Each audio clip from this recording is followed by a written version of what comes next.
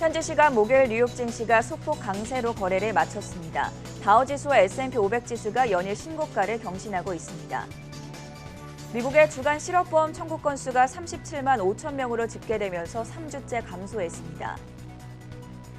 미국의 7월 생산자 물가가 전년 대비 7.8% 증가하면서 인플레이션 우려감이 커졌습니다. 미국의 7월 생산자 물가가 전월 대비 1% 증가하면서 예상치를 상회했습니다. 미국의 2분기 대도시 단독주택 평균 가격이 전년 대비 22.9% 상승했습니다. 올해 들어서 글로벌 ETF로 자금 7천억 달러가 유입됐습니다. 마이크로소프트가 경쟁사인 아마존과 클라우드 컴퓨팅 계약을 체결한 미국 국가안보국에 대해 이의를 제기했습니다. 디즈니가 장 마감 이후에 호실적을 공개했습니다. EPS와 매출 모두 예상치를 웃돌면서 시간의 거래에서 급등하고 있습니다. 네, 여러분 안녕하십니까? 금요일 아침 글로벌 이슈 투데이의 전세원입니다. 조금 전에 현지 시간 목요일 미국 증시가 소폭 강세로 거래를 마쳤습니다. 3대 지수가 일제히 상승 마감한 가운데 오늘도 다우지수와 S&P 500 지수가 사상 최고치를 경신했고요. 특히나 애플과 테슬라가 2% 넘는 강세를 기록했습니다. 여기에 장 마감 이후에 디즈니가 호실적을 공개했습니다. EPS와 매출 모두 예상치를 웃도는 3분기 호실적, 양호한 실적을 공개한 가운데 현재 시간의 거래에서 5% 넘게 급등하고 있다는 점 전해드리겠고요. 먼저 자세한 글로벌 마감 시황 박고은 외신캐스터 연결해 보겠습니다.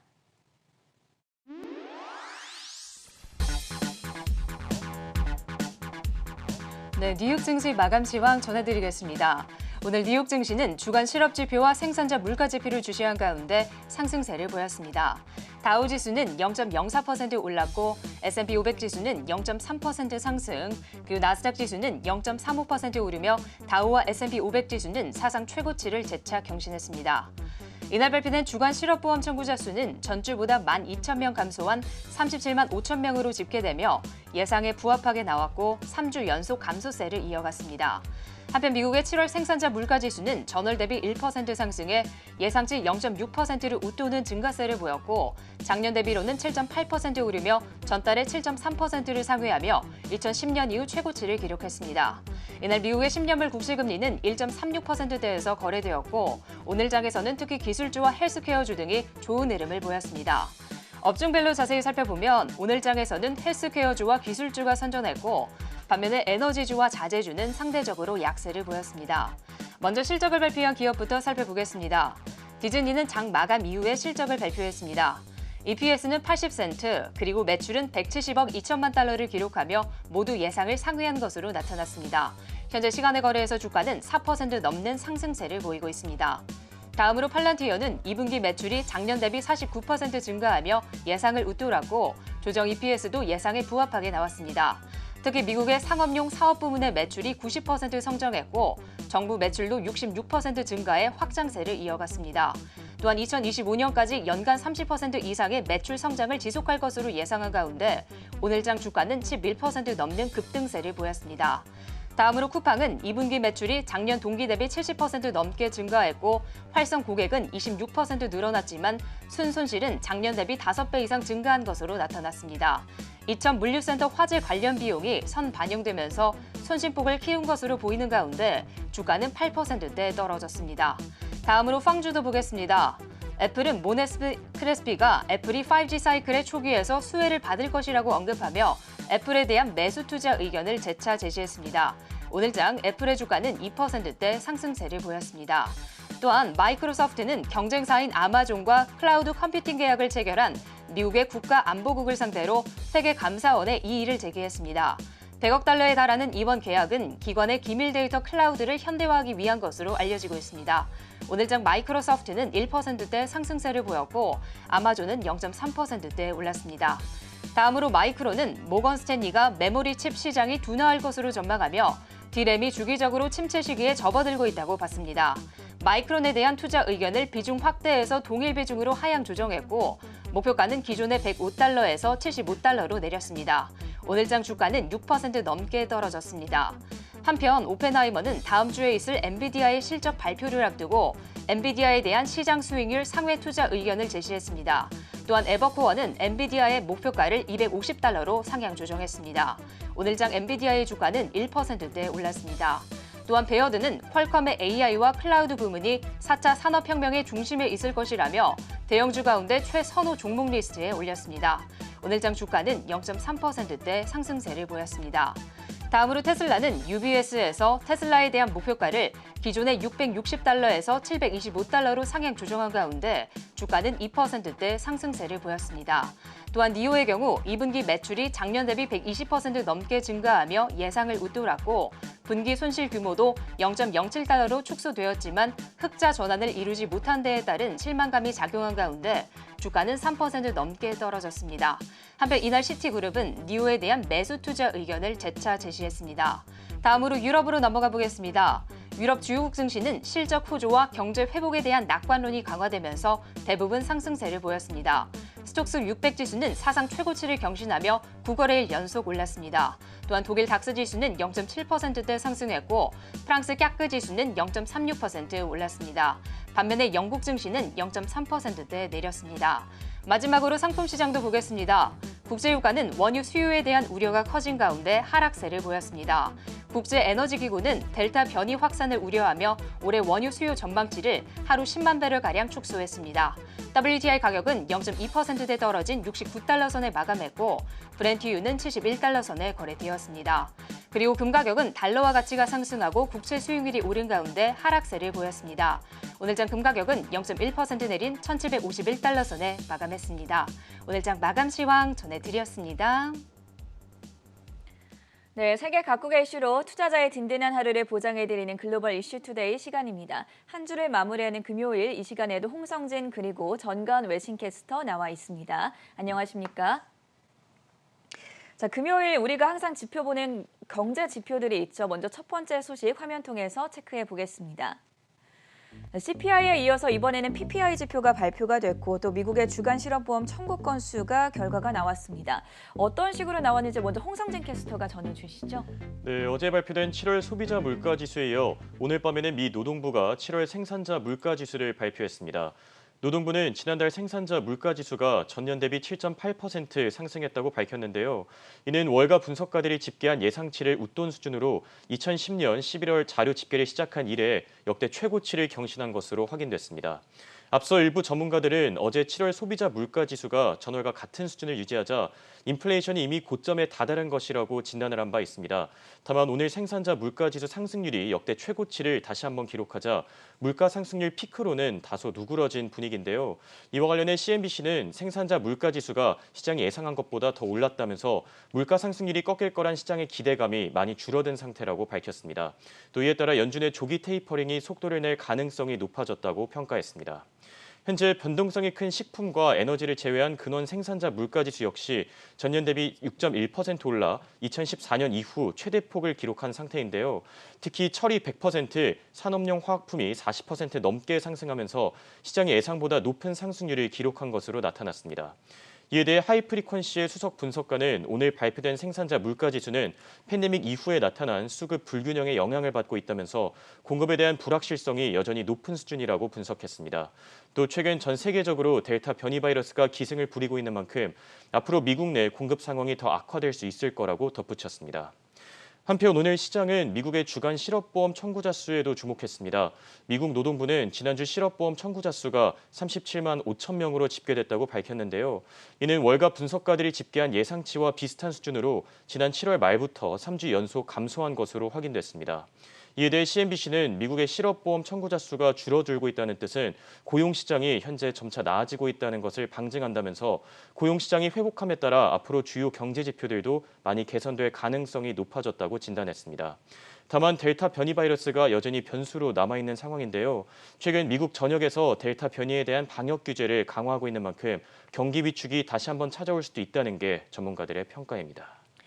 연준의 양대 목표죠. 물가와 고용 이 두 가지에 영향을 줄 수 있는 경제 지표들에 대해서 알아봤고요. 두 번째 이슈로 넘어가 보겠습니다.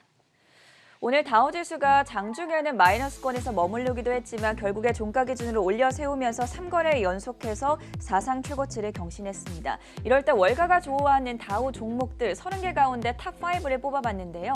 전가은 외신캐스터가 준비했습니다. 네, 다우지수가 오늘 장 초반 사상 최고치를 경신했습니다. 35,490선까지 올랐다가 지금은 다소 내린 상태지만요. 오늘은 월스트리트 애널리스트들이 안전한 투자처로 선호하는 다우 종목들 어떤 것들이 있는지 살펴보겠습니다. 표를 통해 보시면 비교적 우리에게 익숙한 이름들이 많아 보입니다. 먼저 비자입니다. 팩트셋 데이터에 따르면 비자 주가 상승 여력이 19.6% 정도로 5종목 중에서 가장 잠재력이 큰 종목이었습니다. 오펜하이머는 최근 이 회사를 탑픽으로 선정하기도 했는데요. 비자가 핀테크 기업들과의 파트너십을 통해 금융과 결제 혁신을 시도하고 있는 모습을 좋게 봤습니다. 월가에서 70% 이상의 애널리스트들이 매수 의견 주고 있고 주가가 오늘 장에서는 다소 내렸지만 올해 들어서는 6%가량 올라 있습니다. 한편 디즈니는 오늘 장 마감 이후 실적을 발표했습니다.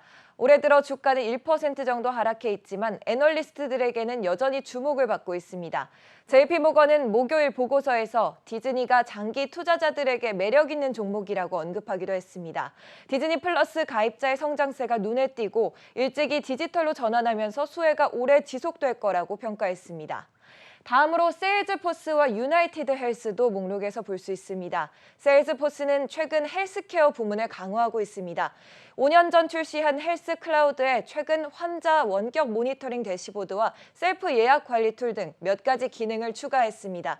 코로나가 의료 분야에 대한 관심과 디지털화를 동시에 가속화하고 있는 걸로 보입니다. 또 대표적 기술주로 꼽히는 마이크로소프트 또한 헬스케어 클라우드 서비스를 제공하고 있는데요. 애널리스트들은 이 회사가 클라우드 시장 점유율을 확보하고 모든 업무 작업 활동에 있어서 꼭 필요한 킬러 앱이 될 거라며 86% 이상이 매수 의견 보내고 있습니다. 올해 들어서도 벌써 30%가량 넘는 성장세 보여줬습니다. 지금까지 월가에서 사랑받고 있는 5가지 다우 종목들 살펴봤습니다. 방금 소개해드린 5개 종목들 가운데 디즈니가 분기 기준 3분기 실적을 공개했습니다. 호실적이 공개된 이후에 현재 시간의 거래에서 5% 가까이 급등하고 있다는 점 다시 한번 짚어드리겠고요. 세 번째 소식 확인해 보겠습니다. 이번 주 내내 인프라 법안에 대해서 짚어드렸었는데 빌 게이츠가 관련된 법안 내용 중에 기후변화와 관련해서 15억 달러를 지원하겠다라고 밝혔습니다. 홍성진 캐스터 어떤 내용이었습니까? 네, 그렇습니다. 빌 게이츠가 바이든 행정부의 인프라 법안이 통과될 경우에 기후변화 프로젝트에 약 15억 달러를 지원하겠다고 밝혔습니다. CNBC는 현지 시간 12일 그동안 기후 문제에 많은 관심을 보인 빌 게이츠가 기후변화 대처를 위해 직접적인 조치에 나섰다고 보도했는데요. CNBC는 빌 게이츠가 기후변화 프로젝트 중 특히 온실가스 배출 저감에 관심을 두고 있다면서 향후 탄소 포집 기술 개발 등에 투자금이 사용될 것으로 예상된다고 전했습니다. 최근 지구온난화 현상으로 인해 세계 곳곳에서 기후재난이 발생하자 유엔은 각국이 앞으로 적극적인 대응에 나서야 할 것이라고 밝힌 바 있습니다. 유엔 사무총장은 기후변화에 관한 정부 간의 협의체 IPCC 보고서가 발표된 이후에 이 같은 입장을 전했는데요. 유엔 사무총장은 이번 보고서는 인류에 대한 코드 레드, 즉 심각한 경고를 뜻한다면서 온실가스 배출이 줄어들지 않을 경우에 전 세계가 위험에 빠질 수 있을 거라고 말했습니다. 이에 대해 글로벌 재보험 회사 스위스리 연구소 역시 비슷한 입장을 밝혔습니다. 연구소는 현재 수준의 기후변화 대응으로는 지구의 기온이 2050년까지 2도 이상 상승할 것이라면서 이로 인해 주요 7개국의 GDP가 8.5% 정도 감소할 것이라고 전했습니다. 또 이는 약 4조 8천억 달러 규모의 경제적 손실을 발생시킬 것이라면서 팬데믹 기간 동안 주요 7개국이 입은 피해액보다 2배 가까이 높은 수준이라고 덧붙였습니다. 이렇게 기후변화에 대한 각국의 관심이 뜨거운 가운데 빌 게이츠 역시 15억 달러 규모의 투자 계획을 공개하면서 자신의 입장을 밝혔는데요. 게이츠는 각국이 기후재난을 방지하기 위해 2050년까지 반드시 탄소 배출 제로를 달성해야 된다면서 이번 투자 프로젝트 역시 이런 목표를 이루기 위한 계획의 일환이라고 전했습니다. 또 이번 투자 금액은 인프라 법안이 통과될 경우에 진행될 것이라면서 인프라 법안이 통과되지 않을 경우에는 유럽과 아시아 쪽으로 투자 계획을 돌릴 것이라고 말했습니다. 한편 오늘 공개된 게이츠의 투자 자금은 기후변화 투자 펀드인 브레이크트루 에너지를 통해 향후 3년간 온실가스 배출 저감을 목표로 한 사업들에게 전달될 예정인데요. 게이츠는 특히 배출가스 제로를 목표로 하는 항공연료 개발과 탄소 포집 기술 개발에 관심이 있다면서 이쪽으로 자금이 투자될 것이라고 밝혔습니다. 또 기후변화 프로젝트에 대한 자신의 투자가 다른 기업들에게도 영향을 끼치길 바란다면서 향후 바이든 행정부의 기후변화 정책에 많은 투자금이 모이길 바란다고 전했습니다. 빌 게이츠가 올 초에 기후 재앙을 피하는 방법이라는 제목의 책을 낸 적이 있었는데 확실히 이 분야에 대해서 관심이 굉장히 많다는 점을 네, 확인해 볼 수 그렇죠. 있는 기사였고요. 네 번째 소식 체크해 보겠습니다. 미국에서 가장 비밀스러운 기업이다라는 별명이 붙어 있는 종목이죠. 팔란티어 빅데이터 관련된 기업인데 오늘 호실적을 공개하면서 종가 기준 11% 급등하면서 마무리가 됐습니다. 정가은 캐스터, 실적 발표 결과가 어떻게 나왔습니까? 네, 맞습니다. 팔란티어가 현지 시간으로 목요일 월가 예상에 웃도는 호실적을 발표했습니다. 팔란티어는 3억 7,600만 달러의 매출을 기록했는데 이는 전년 대비 49% 오른 수치이며 월가 예상과 회사 목표치보다 1,000만 달러 이상 좋은 결과였습니다. 이번 분기를 봤을 땐 전체 매출이 28% 올랐습니다. 주 매출은 미국 정부 사업이 차지했지만 특히 이번 분기에 미국 상업용 사업 부분 성장이 90%로 눈에 띄기도 했습니다. CNBC에 따르면 팔란티어는 지난달부터 신생기업들을 대상으로 데이터 수집 분석 기술인 파운드리4 빌더스를 구독 형태로 출시했습니다. 의료기술, 로봇, 핀테크 등의 다양한 산업의 회사들을 끌어들였습니다. 상업 고객 수가 전분기보다 32% 늘어서 관련 사업 개발 담당자는 연말까지 상업 고객이 2배 이상 증가할 거라고 내다보고 있습니다. 한편 팔란티어에 예정된 총 계약 금액은 168% 늘어난 9억 100만 달러였습니다. 1,000만 달러 이상의 대규모 계약도 21건에 이르렀는데요. 미국 원자력보안청, 또 해안경비대와 연방항공청, 질병통제예방청 모두 2분기에 팔란티어와 계약을 체결했는데 샤암 산카르 CEO는 정부 사업에 불이 붙었다라고 표현하기도 했습니다. 특히 코로나 대유행으로 팔란티어는 수혜를 입은 걸로 보이는데요. 7월 달엔 미국 보건복지부와 전국 백산 생산과 유통 등을 추적하기로 한 계약을 갱신하기도 했고요. 6월에는 미국 질병통제예방센터 CDC와도 740만 달러 규모의 계약을 갱신한 바 있습니다.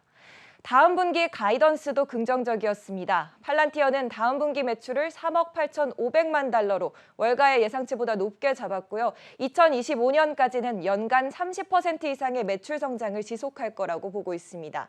또 당초 1억 2천만 달러로 잡았던 회사의 여유 자금도 3억 달러 이상으로 2배 이상 올려잡았습니다.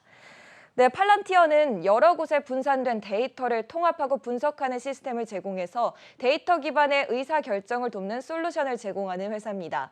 9.11 테러를 계기로 서구 민주주의 사회를 보호하겠다는 그런데 필요한 기술을 제공하겠다는 사명으로 설립되어 주로 미국 국방부나 프랑스 정보부 등 국가기관과 머크나 크레디트 스위스 같은 글로벌 기업들을 대상으로 사업을 하고 있습니다. 네, 포실적을 공개했던 팔란티어에 대한 소개와 그리고 흐름까지 살펴드렸고요. 마지막 소식으로 넘어가 보겠습니다. 앞서 오프닝에서도 전해드렸었지만 마이크로소프트와 아마존의 클라우드 경쟁이 점점 심화되고 있습니다. 마이크로소프트가 아마존의 NSA 수주에 대해서 공식적으로 이의를 제기했는데 과연 어떤 점이 불만이었을까요? 네, 마이크로소프트가 최근 아마존과 클라우드 계약을 체결한 미 국가안보국에게 공식적으로 이의를 제기한 것으로 확인됐습니다. CNBC는 현지 시간 12일 마이크로소프트가 이번 계약에 문제가 있다면서 미 국가안보국을 상대로 항의서를 제출했다고 전했는데요. 마이크로소프트는 국가안보국의 계약 선정 과정이 공정하지 못했다면서 정부 회계 감사원의 답변을 현재 기다리고 있는 상황이라고 밝혔습니다. 앞서 마이크로소프트와 아마존은 이전에도 정부의 클라우드 사업과 관련해 대립각을 세운 바 있습니다. 지난 2019년 마이크로소프트가 국방부의 제다이 클라우드 프로젝트를 따내자 아마존이 프로젝트 평가 과정에서 중대한 결함이 발생됐다며 법적 대응을 진행한 바 있는데요. 이에 결국 지난 7월 미 국방부가 마이크로소프트와 맺은 100억 달러 규모의 프로젝트를 취소하겠다고 공식 입장을 밝히기도 했습니다. 한편 오늘 마이크로소프트가 의의를 제기한 아마존과 미 국가안보국의 클라우드 사업은 약 100억 달러 규모에 달하는 것으로 확인됐습니다. 미국 정보기관 가운데 지난 1년간 발주한 클라우드 사업 중 수십억 달러 규모를 갖춘 계약은 이번이 두 번째인데요. 이번 사업에 대한 구체적인 내용은 아직까지 공개되지 않았지만 전문가들은 미 국가안보국이 정부 전용 클라우드에 대한 업그레이드를 진행할 것으로 보인다고 분석했습니다.